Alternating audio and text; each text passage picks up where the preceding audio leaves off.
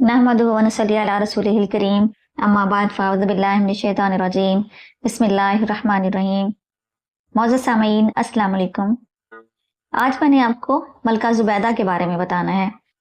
इस वीडियो में आपको पता चलेगा कि ज़ुबैदा का खलीफा हारून रशीद के साथ क्या रिश्ता था, नहर ज़ुबैदा क्यों बनाई गई थी और मलका ज़ुबैदा की बख्शिश किस अमल की वजह से हुई। ज़ुबैदा बिन्ते जाफ़र बगदाद की रहने वाली थी। इसका बाप जाफर जो था वो भी वक्त का बादशाह था। मलका ज़ुबैदा ने कुरान और हदीस और फ़िक़्ह की तालीम हासिल की थी और बहुत नेक दिल और इबादत गुजार थी। मलका ज़ुबैदा खलीफा हारून रशीद के चचा की बेटी थी और उसकी बीवी थी। खलीफा हारून रशीद ने मलका ज़ुबैदा के साथ निकाह का जब पैगाम भेजा तो मलका ज़ुबैदा ने कहा कि अगर मेरा हक महर हारून रशीद अदा कर सकता है तो मैं इसके साथ निकाह करने के लिए तैयार हूं।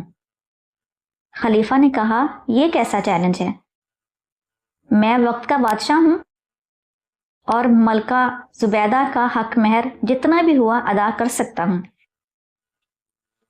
जब मलका ज़ुबैदा से हक महर पूछा गया तो इसने अजीब बात बताई। कहने लगी कि मेरा हक महर ये है कि बगदाद से मक्का तक एक नहर खुदवाई जाए। उसने ये बात इसलिए की कि मक्का के हाजियों तक पानी पहुंच सके, क्योंकि कुछ अरसा पहले ही मलका ज़ुबैदा हज करके आई थी।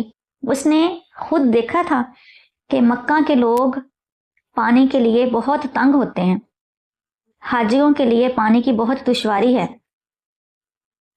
तो ज़ुबैदा बिन्ते जाफ़र ने निकाह की यही शर्त रखी कि मेरा हक महर ये है कि बगदाद से मक्का तक एक नहर खुदवाई जाए और बगदाद से पानी मक्का तक पहुंच जाए। खलीफा हारून रशीद ने इस शर्त को कबूल किया और उस वक्त के बड़े बड़े इंजीनियर्स को बुला लिया गया और कहा गया कि आप लोग नहर खोदने की तैयारी करें। इंजीनियर्स ने बताया कि नहर पर बहुत ज़्यादा खर्चा होगा, लेकिन खलीफा ने यह कह दिया कि अगर एक कुल्हाड़े के बदले 1 दिरहम लगता है तो भी मुझे कबूल है। इंजीनियर्स ने बताया था खर्चा इसलिए होना है कि बहुत जगह पर पहाड़ काट काट कर नहर खोदी जाएगी, लेकिन हर तरह की शर्त खलीफा हारून रशीद ने कबूल की। नहर खोद ली गई, बहुत ज़्यादा खर्चा हुआ, बहुत मेहनत हुई और दरियाए दजला का पानी उस नहर में छोड़ दिया गया और उसी नहर को नहर ज़ुबैदा कहा जाता है। कहा जाता है कि जब सारी नहर मुकम्मल हो गई तो हिसाब किताब इंजीनियर्स ने मलका ज़ुबैदा को दिखाया जो कागजात पर लिखा हुआ था। उस वक्त मलका ज़ुबैदा दरिया दजला के किनारे पर खड़ी थी। जब हिसाब का कागज उसके हाथ में दिया गया तो मलका ज़ुबैदा ने देखे बगैर दरिया दजला में वो कागज फेंक दिया और कहने लगी, मैंने कोई हिसाब नहीं देखना, या अल्लाह तू भी मेरा हिसाब ना लेना। कहने लगी, बस जितना खर्चा हो गया, हमें इसकी कोई फिक्र नहीं है। मलका ज़ुबैदा कुरान पाक के साथ बहुत ज्यादा मोहब्बत करती थी। इसकी 100 नौकरानियां थीं और 100 की 100 कुरान पाक बहुत अच्छे तरीके से पढ़ने वालियां थीं।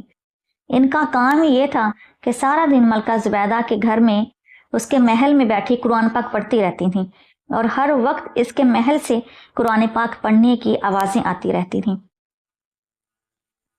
मलका ज़ुबैदा एक दिन बाग की सैर करके आई। इसको बहुत ज्यादा प्यास लगी हुई थी। जैसे ही अपने महल में आई उसने नौकरानी से पानी मांगा। पानी का गिलास इसके हाथ में आया तो अजान होने लग गई। मलका ज़ुबैदा ने पानी का गिलास हाथ में रखा और खामोशी से अजान सुनती रही, अजान की ताज़ीम की और पानी नहीं पिया। उसने ये सब इसलिए किया क्योंकि रसूलुल्लाह सल्लल्लाहु अलैहि वसल्लम का हुक्म है कि जब अजान हो तो अजान को खामोशी से सुनो और जो काम कर रहे हो उसको छोड़ दो।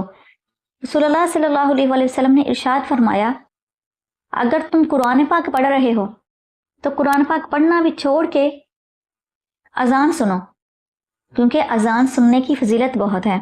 اور احادیث میں یہ بھی پتہ چلتا ہے کہ جو کوئی شخص اذان سنے گا اس کے بعد اذان کا پورا جواب ساتھ ساتھ مؤذن کے دیتا رہے گا۔ اذان ہونے کے بعد اذان کے بعد کی دعا پڑھی جائے گی جو کہ احادیث میں موجود ہے، اور اس کے بعد رسول اللہ صلی اللہ علیہ وآلہ وسلم کی ذات اقدس پر درود و سلام پڑھا جائے۔ تو میرے نبی نے فرمایا کہ ایسے شخص میں اور جنت میں صرف موت کا فاصلہ رہ جاتا ہے، یعنی جیسے ہی اس کو موت آئے گی تو وہ ڈائریکٹ جنت میں جائے گا۔ تو ملکہ زبیدہ نے ہاتھ میں گلاس پکڑا ہوا ہے پانی کا اور شدید پیاس بھی لگی ہوئی ہے، لیکن اذان کی تعظیم کی، پانی نہیں پیا، پہلے اذان کا جواب دیا، پھر اس نے دعا پڑھی ہوگی، درود پاک پڑھا ہوگا، اس کے بعد جب اس نے پانی پیا اور اللہ کا شکر ادا کیا، جب اس کا وصال ہوا تو اس کے فوت ہونے کے بعد کسی نے اس کو خواب میں دیکھا اور پوچھا کہ ملکہ تیرے ساتھ اللہ تعالیٰ نے کیا معاملہ کیا؟ تو ملکہ زبیدہ کہنے لگی جب نہر میرے نام پر بنوائی گئی تھی اور میں نے حاجیوں کے لیے پانی کا انتظام کیا تھا تو مجھے لگتا تھا میری بخشش کے لیے یہ کافی ہے، لیکن جب میں اللہ تعالیٰ سے ملی تو اللہ تعالیٰ نے مجھے کہا تو نے نہر تو بنائی تھی لیکن اپنے نام کے ساتھ اس کا نام جوڑا، اور تیرے دل میں کچھ دکھاوا بھی آ گیا تھا کہ لوگ کہیں گے کہ کتنا نیکی کا کام کر دیا اور حاجیوں کے لیے پانی کا انتظام کر دیا، لیکن میں تیری بخشش کرتا ہوں اس وجہ سے کہ ایک دن میرا نام بلند ہو رہا تھا، میری مسجد میں اذان ہو رہی تھی اور تجھے شدید پیاس لگی تھی، تیرے ہاتھ میں گلاس تھا لیکن تو نے میری رضا کے لیے پانی نہیں پیا اور مجھے خوش کرنے کے لیے اپنی پیاس برداشت کی، اذان کا جواب دیا، اس کے بعد دعا پڑھی، درود پڑھا اور پھر تو نے پانی پیا۔ اللہ تعالیٰ نے فرمایا تیرے اس عمل کی وجہ سے میں نے تجھے بخش دیا۔ اللہ تعالیٰ سے دعا ہے اللہ ایسا چھوٹا سا عمل ہم سے بھی لے لے جس کے بدلے پھر وہ ہمیں بخش دے۔ اللہ ہم سب کو عمل کی توفیق عطا فرمائے۔ وآخر دعوانا ان الحمد للہ رب العالمین۔